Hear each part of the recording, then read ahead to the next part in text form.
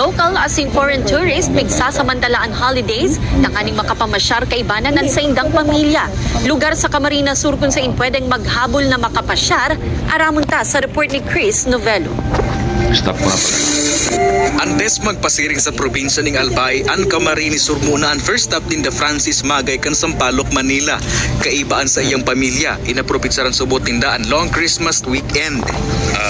Gusto kasi namin enjoy yung long weekend ng mga anak ko. So, yun, bumaya kami dito sa Bicol. From CWC, takbo kami ng Albay. So, magte-trek, ATV ride kami sa Mayon Volcano. Ang nagbabalik probinsya man sa Jan kan Pasay, na ipinalampas ang long weekend para makapag-picnic. Kaibaan sa iyang bilog na pamilya. Punta lang po kami dito talaga para mag-picnic. Pero mamaya titignan namin kung itatry natin yung mga activity. Mukhang masaya naman yung mga water activity.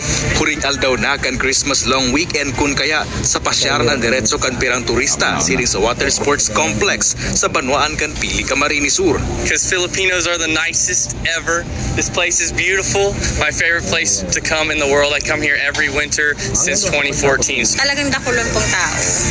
Siguro po si mga nag-Christmas, sinaguruling mga locals from Manila, iba-ibang lugar dito sa Pilipinas, tigrab na ninda si opportunity na makabisit sa CWC.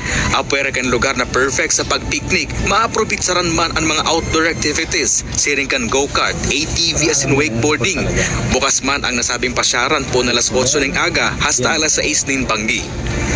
Kaya panan si Carlo Abunita, Chris Novelo, Balitang Bicolandia.